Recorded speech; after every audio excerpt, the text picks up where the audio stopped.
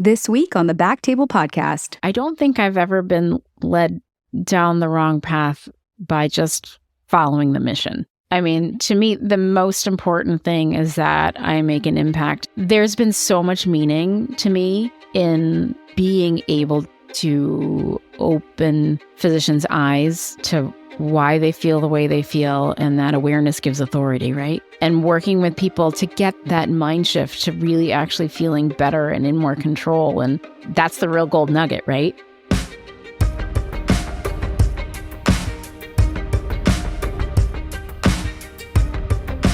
Hello, everyone. Welcome to BackTable ENT podcast, where we discuss all things ENT and more. We bring you the best and the brightest in our specialty and subspecialty, and sometimes those from other specialties. My name is Julie Wei. I'm so happy to guest host this episode. I'm a pediatric ENT who's taken a pause from clinical practice this year due to medical disability, and I've been passionate about physician well-being for over a decade. I'm excited to introduce our guest today, Dr. Gita Pensa, and we're going to discuss the topic of physician coaching with her. So as always, our goal for you is to take something from our show to your practice. Hi, Gita. Welcome to BackTable ENT. Hi, Julie. I'm so excited to be here with you. Yeah, me too. I'll be honest, I've been so excited and looking forward to this episode and sharing you with our audience. So maybe we start by just sharing with the listeners about your background, specialty, current affiliation, and your roles. Okay, I have a bunch of those.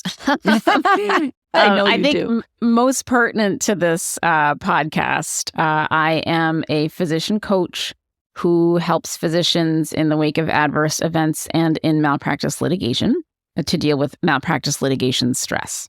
I am an emergency medicine physician. I've been doing that for over 20 years. I'd say I graduated from med school back in 1997. Oh my gosh.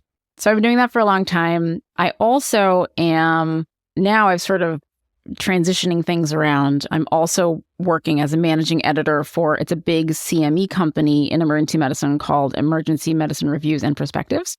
Wow. And we just launched an urgent care subscription podcast called UCMEX, and I am the co-host and managing editor for that. So lots of hats. That's awesome. Do you still practice clinical emergency medicine? I mean, I don't see how you have time for that, but... No, I do. I do. I'm still in the ER part-time. I'm now also like faculty at Brown Health Services. And so there's, like I said, there's a bunch of hats. But it's good because one of the things that coaching brought to me was this clarity in terms of how I wish to spend my time and the ability really to move forward with changes I've been contemplating for a long time. And one of the things that was hardest for me for emergency medicine was working nights. And there wasn't really a way for me in my current group to easily stop doing that. Right. Or even the late shifts that end at 1 and 3. And they were really just taking a toll. Like a few years ago, I started having, you get a little older. Sometimes sleep doesn't, adjustment doesn't come as easily as it used to. And so I wound up cobbling together jobs that I got to cut back to part-time and mostly per diem. So I work the hours that I want to work and I still get to do all this other cool stuff. And it's made room for really interesting, even fun, I might dare say, new avenues for my career. And so it's been great. Well, first of all, the reason we are so glad you came on the show, and when I got to know you, thank goodness for the introduction by Erin Fritz, I just, meeting you, talking to you, I'm positive many of our listeners will benefit from this great conversation because I bet we're not the only ones, right, who's gone through it or have been thinking about it. I think last week, the reported burnout is now 67% or 64%. Maybe in a couple years, 120%, I don't know. It's not easy. So congratulations on still having fun and fearlessly pursuing other pursuits. Thank you. Now, I have to admit, I feel a little intimidated today having you as a guest because you created your own podcast years ago, right? Do you want to tell us a little bit about that? Sure. So let's see. How do I tell this story best? The way I found my way into coaching physicians with litigation stress is after having gone through a very long lawsuit myself. Mm-hmm. It lasted 12 years, 2 lengthy jury trials. Sorry, did you say 12 years? I did. It was 12 years long. Yeah. Wow. I saw a patient in 2006, and then I was very soon after in 2007. My first trial was 2011. There was an appeal. It went through all the layers of the courts. In 2015, my verdict was overturned. I went back to trial a second time in 2018. Oh, my. Yeah. And it's easy for me to sort of say that as one long sentence, like, oh, these are the things that happened. Yeah, right. Except the impact on my life, my psyche, my persona, my family is like incalculable. Is that a word? Yeah, I think so. That's the right word, right? It is. And actually, yeah, we're definitely going to explore that in depth, right? About how, because I too have been through litigation, nothing like that. But you are right. It profoundly changes us and our lives on every level. So we'll definitely save, that part. So in the realization of that, I went through a lot of things. So we can come back and talk about that. But towards the tail end of litigation, as I was, 2 or 3 years before the second trial, after my trial, my original verdict had been overturned, I had an epiphany about the degree of distress that this had been just wreaking havoc on my life. And I finally hit, a real rock bottom, and I decided that I had to do something. I had to change something. And it started with very small incremental change, mostly realizing that, I have a problem. And the problem is largely of my own making. I know this litigation thing is happening, but I do not know how to think about this. I don't know how to feel about this. And I'm completely unwilling to accept any help from anybody. And so changing these forces of habit that have been just really holding me down for so long was just this really pivotal thing that happened in my life. And then there were a lot of career changes. And eventually that led me to an academic group at Brown where I learned how I became the educational technology person there, which is sort of weird, but it's only because I needed a niche. One of my changes was like, all right, I'm going to learn to love medicine again, or I'm going to leave it. But somehow that decision is going to be made. And so I ascribe to this theory of like, don't leave it till you love it. In other words, how do I maximize the happiness where I am and then decide, once it's the best it can be, whether I leave or if I stay. And so part of that was like, let me see if I like teaching. I'm going to add teaching into the mix. And so I approached the residency program at Brown about working there. And it was a time of a big merger, so it was actually a really convenient time. But I wanted to come back to academics and teach. And they offered me this. They're like, well, we need someone with this skill set. So I was like, all right, I'll learn.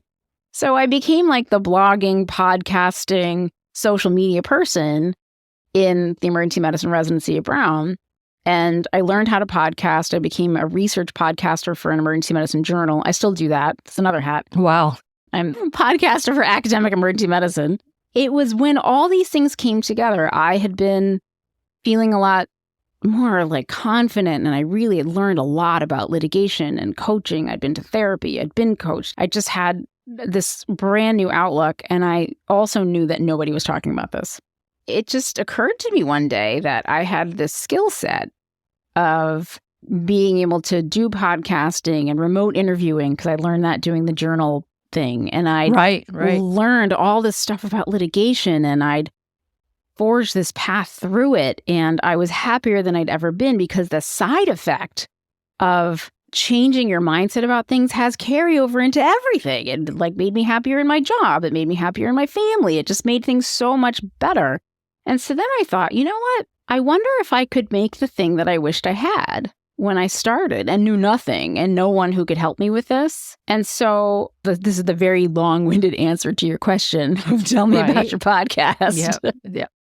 So I wound up creating this. It has not been, until I'm laying plans right now for more, but it has not really been an ongoing podcast, like an episode a week kind of thing. It's really this sort of self-contained curriculum.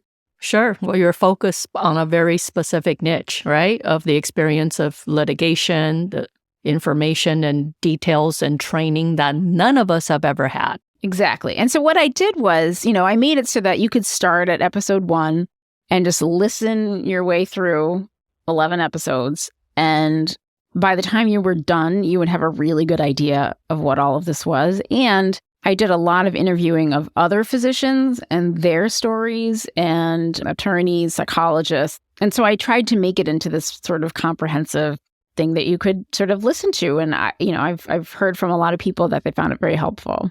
Of course, I've been directing people to you, to your services, and to your podcast for two reasons. One is, first of all, right, everybody's busy. Two, the fact that you went to hit rock bottom and yet found a way forward by helping other people. This is what's inspirational. And frankly, you're right? All that expertise, this is a different kind of podcast. You don't need 200 episodes when the core, I suspect, the foundational recommendations, what to look for, how to help yourself, key things to know. I mean, those things are going to be, fairly applicable, regardless of state and maybe different situation across specialties. I have to disclose, excellent. We're taking a little vacation next week before Christmas. I'm going to listen to all 11 episodes and wish that I had when I was going through my own litigation, horrific, traumatic experience between 2014 and 16. Well, I will be eager to hear what you think. Yeah. So before we go to the coaching part, since we brought it up earlier, let's just go there now. We'll just share a little bit. I suspect most of the audience hopefully have not ever experienced litigation and none of the positives, associated with that. But for those who have, but more importantly, perhaps for those who may, because it's out of our control, How did let's talk just briefly about how it eroded our well-being and impacted us at work and at home. And it's very hard to explain to other people how you still go to work, perform surgeries, take care of patients, lead your team and all those things that we do. And the whole time you feel like you can't breathe. And this is on your mind day and night, 24/7, all consuming, right? Yeah. Am I right? I think. You are 1,000%, 1,000% right.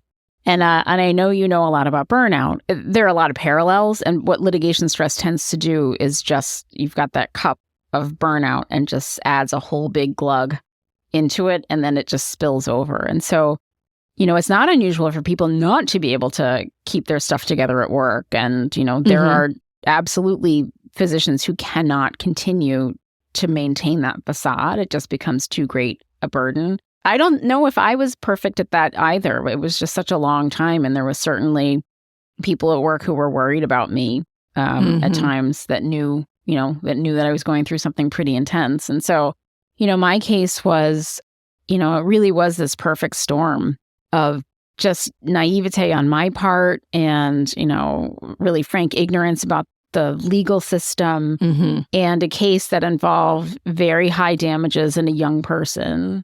And so the demand that they were initially asking for was $28 million, and I was the sole doc involved.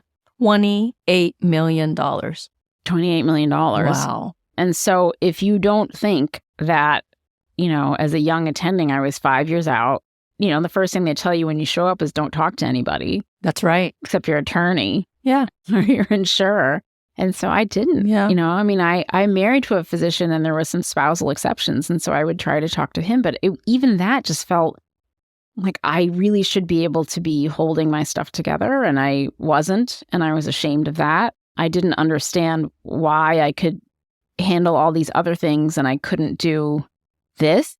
It was horrible. And it went on for so long, week after week, month after month, year after year. And you're just waiting for, their settlement stuff that goes on, it doesn't work out, and you're just panicked at the thought of going to trial and then losing, and then you're going to be in the paper, and then where the hell are you going to get $28 million from? It was horrific. So I just talked about the impact. I think you can talk about the impact on you. Oh, yes. I was blindsided when you get that letter, and it's from your last job, and it's been over 10 years, right? Your first is like who, what, when, what, why. Yeah. So without belaboring it, wow, I can resonate with all that, right? You're told you can't talk to anyone, the shame. And then first is the fear is what damage did I do to someone, especially if it's a child? And then outrage, right? Mine was suing for learning disability after that tiny 1.2 millimeter lumen tympanostomy tube extruded. And there's a hole that didn't close, which subsequently, that tympanoplasty closed, perfect hearing. It's fear, and then it's what's going on. And then by the time, thankfully, I was attending in Kansas, So that's a state where, the physicians are protected. There's been some tort reform. I had representation that work with me, but just even trying to get the right expert to support you. So all the logistics aside, it was just walking around all day because, obviously as physicians and surgeons, we take care of the patient, we take care of whatever's needed now, tomorrow, as soon as possible, and then it's over. This is something it's just you can't fix and you can't solve and you can't do anything and you just have to endure it with complete uncertainty to the outcome, right? And so it doesn't matter. I mean, your spouse, like you said, you can talk to whoever. And then how ironic now, I've created permission, emphasize counseling. But when you're going through this, I didn't seek out a counselor. I didn't talk to anybody. And so a lot of negative, right? Inner narrative, loss of sleep. I mean, yeah, you're right. People around you can notice, they're worried about you. And even then, you're kind of in this, I don't know how to say it, right? Maybe it's like when you're in depression, you can't see yourself in a way that others see you. You can fake your way through absolute competency, deliver pretty terrific care. And I think that's pretty much the reality of physicians, right? Today is you can do your job, be completely broken in every way. And people sometimes can't tell because you do a pretty good job and show up and do your duties. Oh, yeah. And so when you're trying to hold that together, on a home front, I had 3 kids. I was pregnant with my 3rd kid when I saw this patient. And she was in middle school by the time it all wrapped up. And all that time, my kids were growing up and I was trying to just show up at work and put one foot in front of the other. But the misery is real. And a lot of it, honestly, was unnecessary. And that's really what I've learned in the aftermath. I mean, obviously, this is going to be stressful. It does not have to exact the toll that it historically has. I completely agree, right? And that's how I came into coaching, was understanding like this does not need to be this way. Like this really could be a lot different if we talked about a bunch of different things have to change, right? But they're all things that we can exert an effect on. If you haven't read the book, The Upside of Stress by Kelly McGonigal, okay, I highly recommend it. Awesome. And in it, she makes this point about how stress tends to be harmful when there are 3 criteria. 1 is that it isolates you from other people. 2 is that you feel inadequate to it. And 3 is that it feels utterly meaningless or against your will. On a grand cultural level in medicine, at least 2 out of 3 of those things we can change in medicine, just in terms of how we educate our learners and talk to them about litigation in general, right? The whole isolation thing is crud, right? We have accepted this don't talk about it business, right? Which we should not, because we are absolutely capable of discerning the difference between talking about our feelings about this case, factually what's happening in a case versus the details of our case that, your lawyer wants those things buttoned up and you're capable of doing that. But as long as you can say at deposition, I have not discussed the details of this case with anyone but my attorney, like you're good. You can talk. Right. Well, you make a great point. I mean, just listening to what you just said, it triggers in me, how is this different than women speaking up, right? About violence, about aggression, about violation, right? It's the shame, the internalization, and just by having, what we all know now, the power of peer support, right? Look at Physician Mom Group, 130,000 women on Facebook, right? No one's ever alone again. But it is extremely powerful, right? Complete utter strangers who can understand or can express empathy and be constructive. So look, bottom line is, I admire you. You just kept going 1 foot in front of the other, raised 3 beautiful children, managed to hold your family together and be there for them, and then create new path for yourself. And look what you've done with that horrific experience of 12 years. Now you're helping others, professionally. Want to add one caveat because you mentioned Facebook. And I just said you can absolutely talk about it. You can talk about it, but you got to be smart. Yeah, don't talk about it on Facebook. Facebook's not the forum.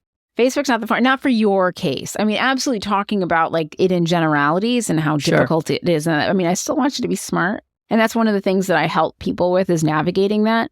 There is no other scenario that I can think of in which you absolutely traumatize an individual, which is what happens when in a significant case of litigation, especially one with a bad outcome. Right. It is actually a traumatic experience for the physician. It in no way discounts the suffering of the plaintiff should there actually be true suffering. Both things can exist, right? Absolutely. The physician absolutely suffers, and in the current construct that we have is often traumatized. Absolutely. And there is no other setting in which we tell that traumatized person that, like, the official party line is do not talk about this. Yeah, I understand. Yeah, thanks for clarifying that for the listeners. So let's come back to the coaching. We're going to talk about, you have launched your coaching business. I just recently launched, and I have to admit, with bravery, I have 0 clients right now. Hey, that's where everybody starts. That's right. Quick question. Did you start the podcast first and then launch the coaching business, or the other way around? The other way around. So the podcast was this manifestation of this just desire to do something that would help physicians, that would be sort of a passion project that would just make it so that those 12 years of my life weren't a complete and utter waste. Yes. That's your motivation. That's your purpose. Yes. I didn't know if anybody would listen to it. And also was sort of a creative flex for me because I did all the editing. Yeah, that's awesome. I did all the interviewing. I did literally every single thing on it. I didn't have funding from anybody. I did all of that just in my, it was, and now when I listen to it, I'm just like, oh, like that could have been better, this part, whatever. I'm like critical, but stop. But I spent a lot of time on it, and it turned out to be, I didn't care. Not I didn't care. I wanted people to listen to it, but I also didn't I didn't publicize it or anything. I didn't monetize it. I didn't do anything. I literally just put this thing out into the world and said, I hope this helps people. And if you listen to it, I think you're going to learn something, because I've learned an awful lot, and I'm really hoping I can share it with people. And what happened was it got passed around a lot. And people started getting in touch with me. And the first thing that happened is they would ask me to come speak. Mm-hmm, mm-hmm. So I started doing that. So I started doing a lot of grand rounds and a lot of lectures and a lot of all that sort of stuff. And mind you, I'm doing all this, we're talking about coaching, so we're going to talk about money a little bit. And right. I think we can talk about more than we ought to talk about, more than we like to talk about money, but like money comes into this, right? So I was doing a lot of work for free, and it felt good, except that the demands kept coming and coming and coming and coming. And so then I started coaching people for free. Yikes. Well, I mean... Well, people kind of expect it. Expect it. I have to be honest. We'll talk about that. They're in distress, right? They so are. People reach out to you and they're like, can I please talk? What am I going to say? No? I know exactly how you feel. It's all the time, right? Can I run something by you? Can you be my mentor? Could I meet with you? Could I call you? And it's yes, except I'm on disability, right? I'm not working this year. Yeah. So that's a whole topic in itself. I feel like it's not that they're trying to disrespect you, but everybody just doesn't, they just reach out for, they want your time, your energy, your expertise for free. Well, then I had a little bit of a wake-up call. What was that? Well, there were two. One was that I found out an insurance company that I worked for, or that I'd given a talk for. And who knows what I'd signed, like in the beginning. But then I found out from another person who approached me to be a client, to work with me, like, oh, I heard your thing from an insurer in X state. And I was like, I've never worked with an insurer in X state. And they were like, oh, well, this is the insurance company. I was like, well, do they have an alliance with this insurance company? And they were like, oh, yeah, I think, a lot of our things are, so they were using my stuff. And You didn't have your IP protected. You didn't talk to my husband, the IP attorney. Okay. Whoops. Oh, I'm going to have to talk to him. But anyway, so they were using my stuff, and I was okay with people using the podcast. That was out there. And I actually found out in these wonderful ways that people were using it in the way in which it was intended. Like I had a student from someone who was taking a graduate course in a master's in healthcare leadership program reached out to me saying like, hey, your podcast was assigned in my class. That's awesome. I just wanted to tell you like what I think of it. And that was amazing, right? Right. Then it turned out that I was spending a lot of time in the meantime, like I'd been learning about coaching, going to coaching conferences and trying to utilize more and more of that being coached. I was being coached, right? Mm-hmm. And my coach was like, stop giving it away for free. And that was very interesting. And so she really made me understand I have something that's of significant value, and the expertise that I've cultivated, the lived experience that I have, and that I should change the way I think about it. And that was pretty instrumental. Yeah, I wanted to ask you, you mentioned you did have a coach, right? I have had executive coach. And then this summer, when I knew I wanted to shift and give coaching a try, I have to admit, last week someone said to me, yep, you throw a rock and you hit a physician coach. I mean, it's kind of funny, and it's not, right? Because there's so many physicians leaving practice of medicine and everybody's a coach, it seems like. So this summer, I invested in a career coach and really took a good 4 or 5 months to create a business plan, be so detailed about what is it I'm going to be coaching about, what is my model, what is my differentiator. Tell me, Julie, what are you going to be doing? I'm actually very curious. Now I feel a little scared. I'm saying it out loud to the universe, right? Because I might actually get a client, maybe. Hey. Okay, so I won't give it all away because I actually have a literary agent. I have a book prospectus. Nice. So 2023, I'm hoping that will be of massive value to physicians everywhere. For me, I really have used my life for the last 20 years where I feel there's been a gap, right? So just like litigation, something we were never taught to think about. And in all this work about well-being, we all know yoga, meditation, none of that self-care it's not even the appropriate response to the system-based healthcare stressors that's causing all this, right? So my coaching, honestly, the differentiators, I have really spent time focused on where and how and who can I as a coach help any physician or trainee achieve, I call it the 4 Ps, personal, professional, psychological protection. So I'll give you some example, right? I just got an email, someone asking me to please, can they talk to me again? They already talked to me last month. It's about how to navigate disability, right? And so something we don't have formal training on, right? So 3 days from now, our podcast guest is Dr. Stephanie Pearson, right? Who is a physician who endured disability, trauma, right? Like you, like me, who then self-grew that expertise. And now her professional identity, instead of being whatever specialty she trained in, now it's really about helping physicians achieve protection. So I can go on and on, but we won't do that. So then I just thought about, it's not necessarily just, it can be, like in your case, a really unique niche. For me, it's a lot of stuff. It's work-life integration, career development, national visibility, whatever the individual wants. What I can speak to then is leveraging all my experiences, all my insights that you're just not going to find in a textbook chapter. So that's kind of what I'm going for. So yeah, wish me luck. So did you have a business plan, like a coach who helped you do all that? Or it sounds like you just did it all yourself. I have a lot to learn. So a lot has just sort of okay. I was just like, a lot of things just happen, but that's not really true, is it? I think you made it happen.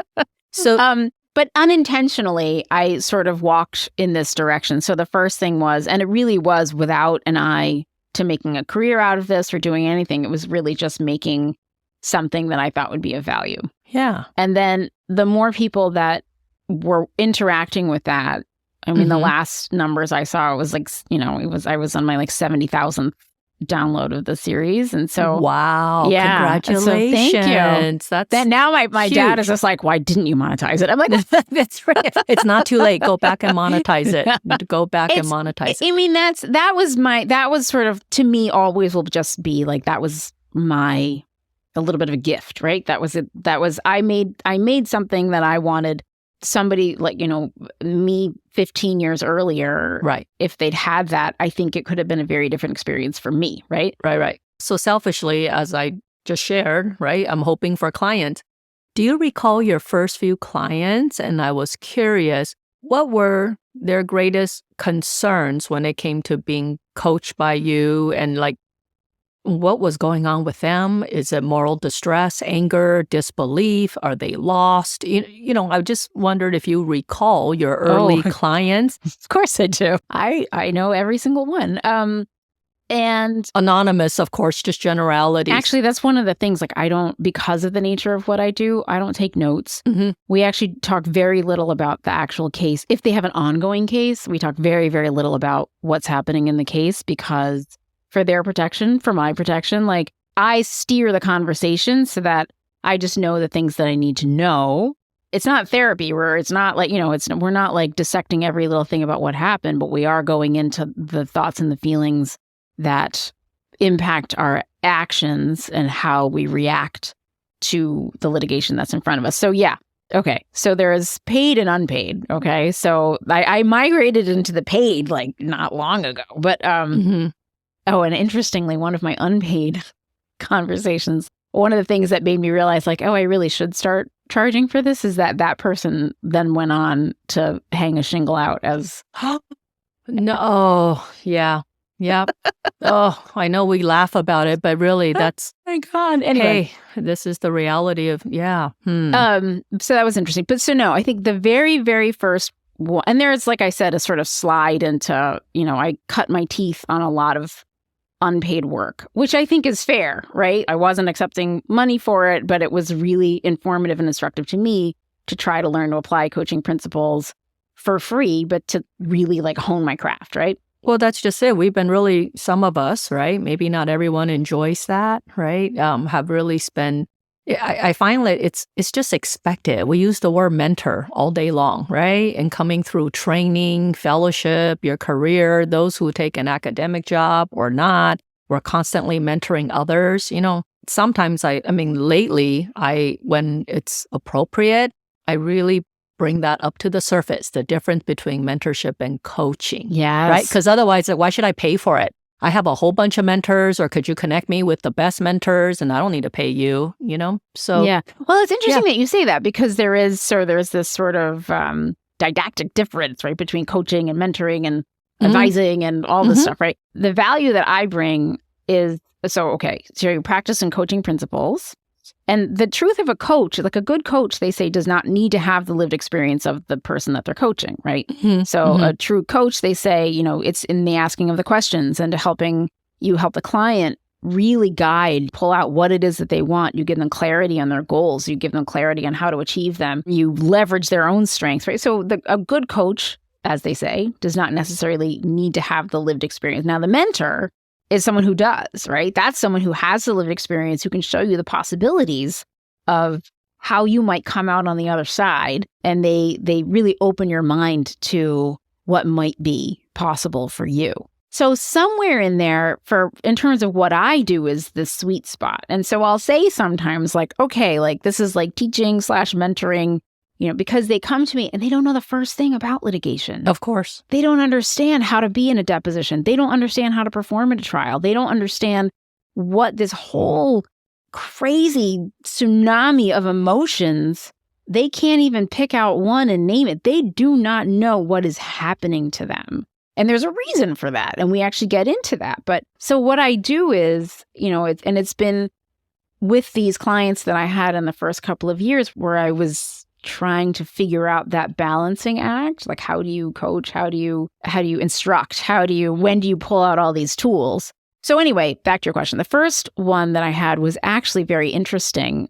It was a person who had a board of licensure complaint. And that was really tricky because that wasn't an experience that I had, but the emotions are all very similar when you're under investigation. That was actually a learning process for me too. But the support of that person going through it, that was in understanding the complexity of the emotions and then helping them sort of discern, what their thoughts are about this process, how it influences their feelings, what might we change, how do we support them, who can they rely? It's just a lot of stuff. Couple of things you said that definitely rings true for me in my, planned coaching that's supposed to really help people, right? So one is you mentioned the word tools. Here's the thing, right? I mean, you can choose your mentor. Sometimes you jive. A lot of times for us, I find our mentors are people who do exactly what we do. They're in the same subspecialty, in the same field. Some of them may be who trained you. There's nothing wrong with that. What I'm talking about are just, okay, I see these gaps professionally, right? Look, imagine not having had an own occupation disability insurance, right? That's why we're doing an episode on that. Where would I be today? No idea how to navigate leave of absence. No idea what that means, who to call, when. Those are the emotional logistics that I've had to struggle to find the answers to. And even if they're not exactly the same at every institution, right? When you have those aha moments, which is, oh my gosh, had that been a one-page, single bulleted points, had I just done A, B, and C, it would have saved me days, months, years, emotional toll. Of course. That is what is making the burnout just right. And there's so much value in that. There's so much value in that. And so I hope everybody, so. everybody who needs Julie, sign up to your client. Well, everybody who needs Gita, like, oh my God, what a reflection on society, right? Oh, right. But I respect what you said. True harm does happen. Even when we do everything right, somebody could get hurt. That's a huge part of it. They deserve compensation. Right. Oh, I was going to say, actually, I was coming at it from a different angle. The physician themselves, because, as you touched on, not only is litigation itself this stressor that's just this really outsized stressor that we have not been taught how to handle in any way, shape, or form, but you also have to contend with the suffering of the plaintiff or your patient, or the loss of that physician-patient relationship, or the grief and anger of their family. Or, one of my other early clients was someone who had an adverse event, and the hardest thing for them, it's interesting, they called me very early. They had already listened to the podcast as a young resident, and in their first year out had an adverse event and called me like right away and was just like, I'm going to need help dealing with this. I've already heard your podcast. Will you work with me? And I was like, yeah, sure.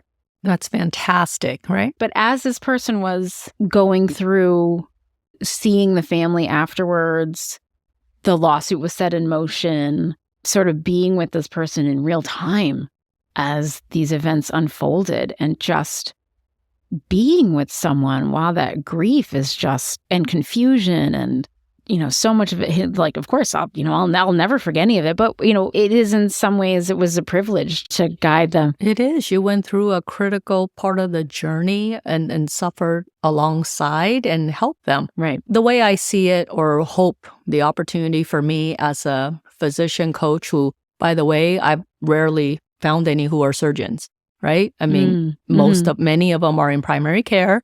I will say the attrition there is far faster probably than in surgery. I don't have the statistics. What I do know is this. There are actionable things we can do today before anything bad happens to you that will protect you professionally, number one. Number two, as I reflect, and lately, that's all I think about is psychological safety. In the latest study that came out by the advisory board, they cited a JAMA Health Forum article.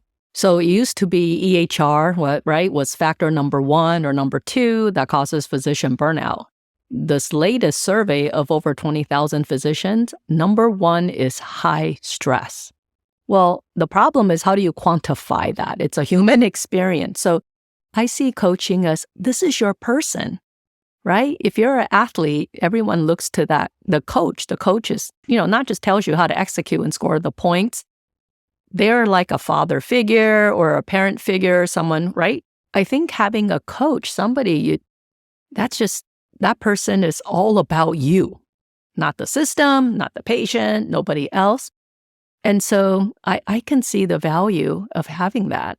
It's nice as the coach, you're not bound in the way, a therapist is, or what. I mean, like you, I care about, I'm like friendly with a lot of the people that I work with.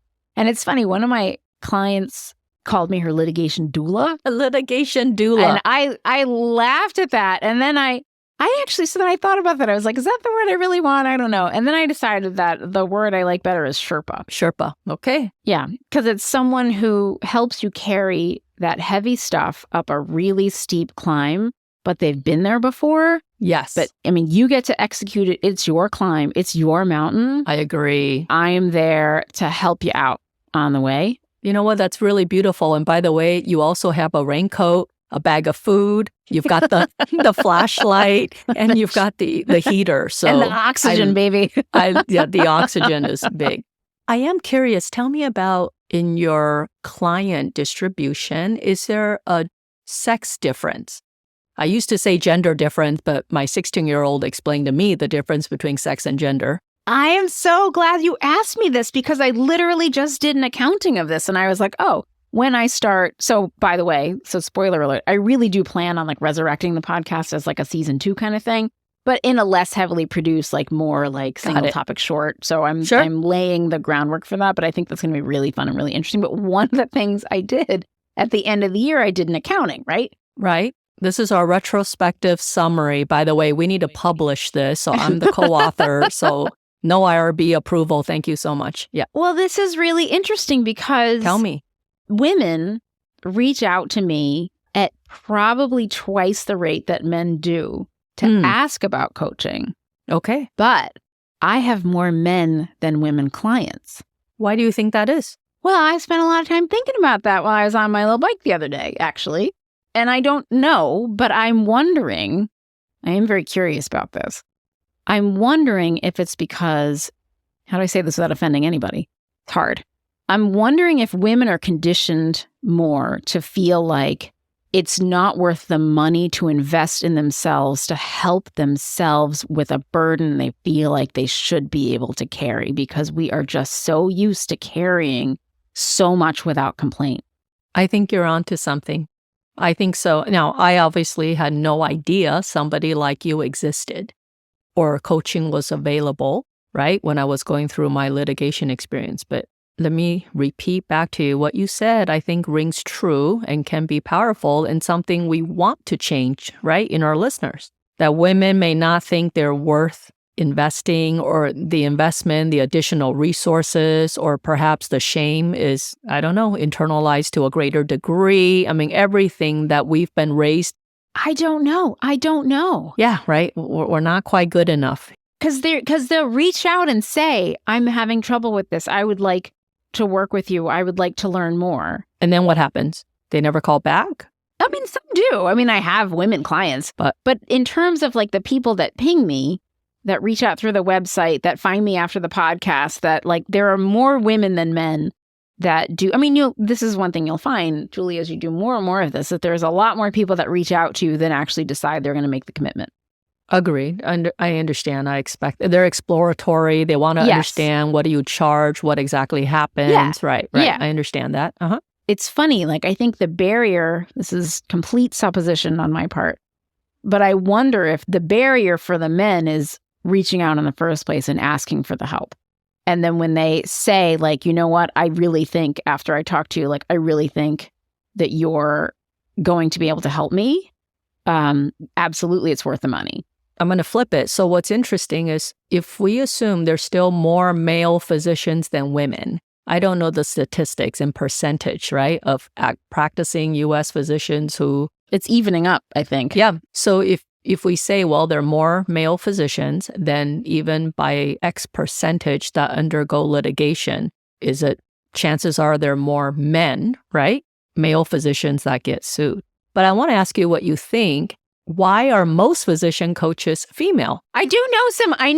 I've met a few. There are a few. Few male coaches, physician coaches? I mean, there's definitely more women for sure.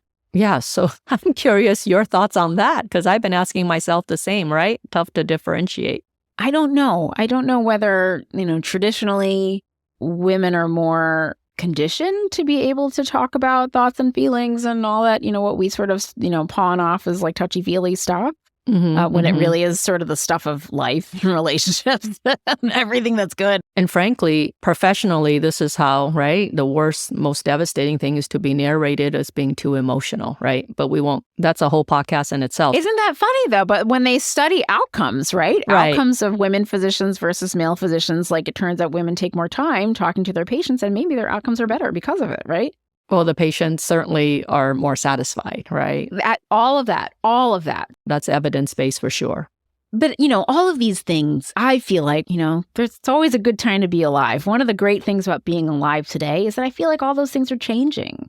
all of those old gender stereotypes are changing. I think that there are plenty of men out there who are like dying to talk about their feelings, as I have met. They are dying to talk about their feelings. Because they haven't in a long, long time. We create the permission, right? It's wonderful. It's a It is wonderful thing because wonderful. they start to realize how much of this weight that they're carrying around with them, how much it bleeds into everything else. They want to know why is your marriage failing? Okay, let's talk about that. Why are you so unhappy at work? Right. Like, let's talk about that. Why doesn't your son want to call you and talk to you? You know, everything revolves around how we show up in our lives, in our relationships, at our work, where the meaning is. Like, that's the root of everything, right? And if you cut yourself off from the ability to feel those things and express those things, then you're going to suffer. All the work on well-being, the ACGME well-being programs, a lot of it focus on mental health and creating a culture and permission and partnering with psychologists, right? And it is that to hear a psychologist just say, yep, especially for physicians, the only way to survive is to dissociate yourself from your feelings and emotions and suppress the crap out of it and then some. Because really, otherwise you can't see the whatever many patients and sign the charts and you're late and right? So the only way to do it, because that stuff takes time. You actually have to stop what you're doing and feel the emotion. So, well, I really, wow, how awesome to know that you're a coach. Doesn't matter what your sex is, your gender is, if you're Nope, all comers. You got all comers. I do want to ask two other questions. You being a physician coach to fellow physicians, how do their attorneys react to the idea that they have a coach? So that's super interesting. Everyone that I coach who's in active litigation, I ask them to share that with their attorney. And I've had a couple of attorneys reach out to me because they're like, what the hell is going on here? Because they're not into this whole you're allowed to talk to somebody. Do they understand what you're doing? I mean, a lot of them don't. A lot of them. So it's very interesting because there is pushback, right? Now, these are the same people who push back on the physician seeing a therapist or seeing a peer supporter or whatever. Now, there are smart ways of doing everything. And so I actually understand. I totally honor the attorney's concerns about that. The best case scenario is when the attorney takes me on as part of the team, right? And then things are completely privileged. But navigating that, just as, what I usually tell my clients to explain to their attorneys and their insurers is that I am not working with them as like a witness coach or a witness prep or anything. There is a lovely spillover effect into the fact that they become a better defendant when they understand more about the process and how to show up in it, how to build themselves up so they can show up the way they want to and manage their emotional distress in their life. That's all great. But being able to articulate that to the attorney, just saying like, we don't talk about the case. We don't talk about the case. This is literally just an online wellness, I frame it as a wellness journey. Like I'm literally working with a well-being coach who specializes in helping physicians during adverse events and litigation. But this is not in any way, shape, or form to direct my performance in this case. This is just for my well-being. And that is the absolute God's honest truth. As you're sharing that, I just had a moment, right? Recognizing there are physicians, colleagues among us who have taken their own lives. Very high risk time. So you know what? It's interesting you brought this up. So I just did on Friday, this last Friday, I did a keynote speech I was the keynote speaker for a relatively large insurance company's annual legal conference. Part of my mission, like I really love working with individual physicians, but I also really like working with insurance companies and attorney groups because they want to support their defendants, but they do not understand at all. No, not at all. That's mean. That's too excessive. They understand a little bit when they've been doing it long enough. They kind of get like, this is hard on the doc. But they don't really understand sort of the origins and, why it is the way it is and how they can help them and how important it is for them to have someone that they can confide in and someone that they can help them with. And so it's meaningful work to me too, to work with those insurance companies because we are all on the same team. We're all supposed to be on the same team, right?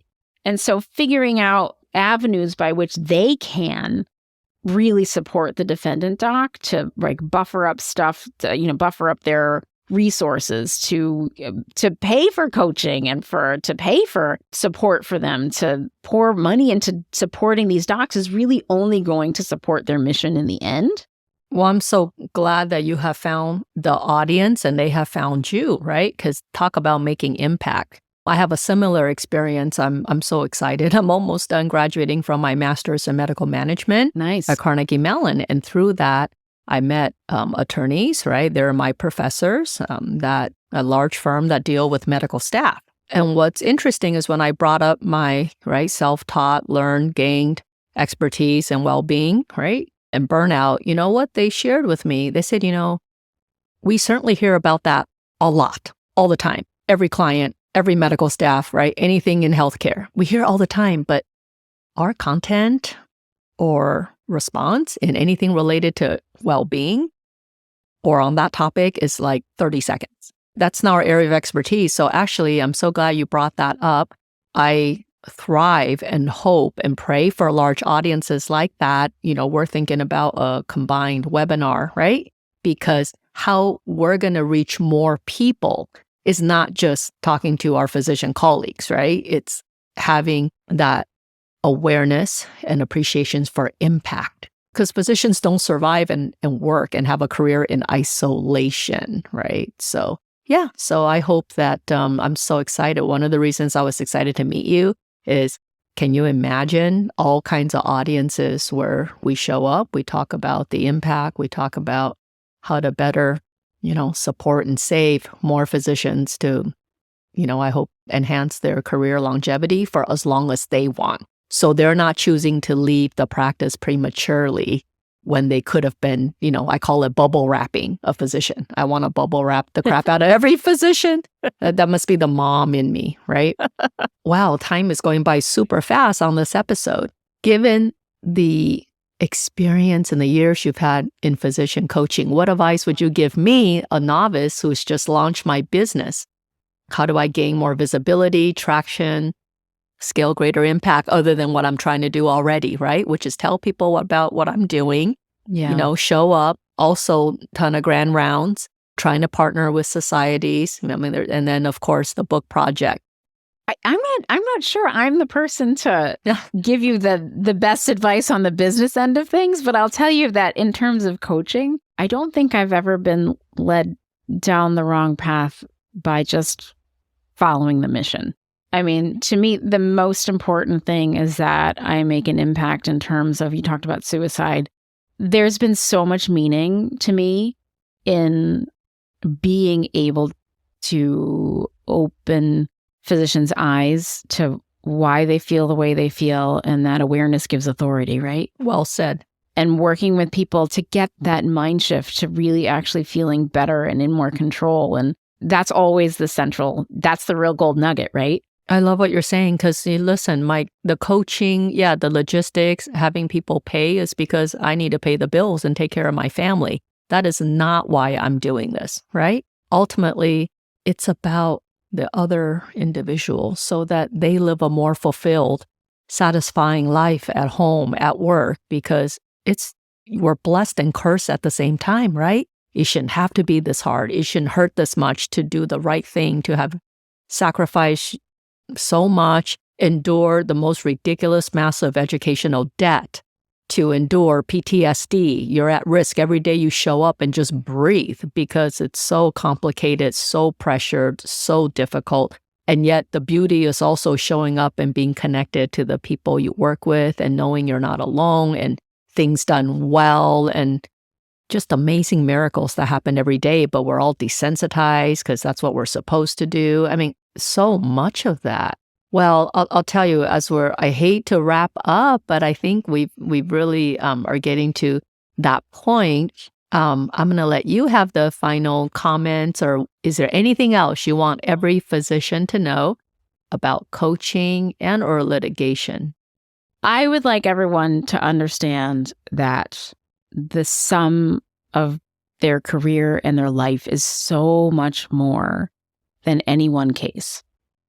And it's in the seeing of that we can really make progress, because we haven't been taught that these things that are like integral to practicing medicine, like adverse events, patient suffering, and because of those things, litigation, they're baked into what we do every single day. It's just that culturally we haven't been given any tools or framework to understand them. That's not your fault, but there is a way to which, there is a way to move forward and gain equanimity about those things. They don't have to derail your life. You can get back on track. 1,000%. I am living proof. I am literally a social experiment with an N of 1. And my first trial and my second trial and what happened to me and what I worked to change. It's a lot of work, right? It's a lot of work working. It's this whole like quote unquote personal development that people sort of like scoff at the term. Basically, it's just, how do I get better? How do I get better? And getting better is work. It's work and willingness. Our listeners don't get the benefit of me looking at you right now. And you know what I see, right? One single word across the screen when I look at that beautiful face and smile. That's resilience right there. Resilience is that. And listening to what you said, that is beautiful. I mean, you just reminded me why I spent weeks and months and invested in myself to launch this coaching business. It's because we spend our entire professional career and every second that, we're not stealing for our own personal lives and our loved ones and whatever it is humans are supposed to do, addressing other people's suffering. And we accumulate all that suffering along the way and don't understand how to even address our own suffering. And that we can suffer well, right? That's why I want to coach. That's why I want to help. What we neglect is there is beauty in being the human being that can hold other people's suffering in a way that doesn't damage themselves. Exactly. Well said. There is an art to that. Right. It does require the accumulation of some wisdom and addressing humanity and all these things that we don't allow ourselves the luxury of thinking about. It's like an indulgence to think about these things. Oh, yeah. And again, back to this episode on why getting coached. Because you don't expect somebody with ruptured appendix to operate on themselves. So when you're suffering, I know you expect yourself, just get your crap together, pull yourself up, get out of it, snap out of it. That's, I got to be honest, if I thought any of that was true, then I wouldn't have launched, right, the coaching business. Gita, thank you for your time and expertise and being so deeply invested in every physician who may face the greatest challenge and erosion of their well-being in their career. I hope our listeners have enjoyed this conversation. And for more information, and certainly if they want to reach out to you for your incredible expertise, please go to www.doctors on doctors and litigation.com, or simply just Google Dr. Gita, Gita Pensa, Pensa. You're going to love her website. The imagery is fabulous. I love it. It looks terrific. Okay, thanks again for being here. To our listeners, thank you so much. You can find us on SoundCloud, Spotify, iTunes, Apple, and Ghana. Please follow us on Instagram and Twitter @_BackTable ENT. We love feedback. We hope you'll reach out to us for topics, ideas, and speakers, or if you ever want to come on the show. Thank you again and have a wonderful rest of the day. Thank you, Julie.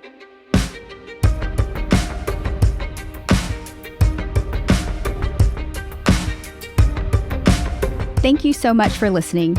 If you haven't already, make sure to subscribe, rate the podcast 5 stars, and share with a friend. If you have any questions or comments, direct message us at _BackTable ENT on Instagram, LinkedIn, or Twitter. BackTable ENT is hosted by Gopi Shah and Ashley Agan. Our audio team is led by Kieran Gannon, with support from Josh McWhirter, Aaron Bowles, Nick Shellcross, and Ness Smith-Savadoff. Design and digital marketing led by Brian Schmitz, with support from Taylor's Version Hess and Ivan Orgodzinsky. Social media and PR by Chi Ding. Administrative support provided by Jamila Kennebrew. Thanks again for listening and see you next week.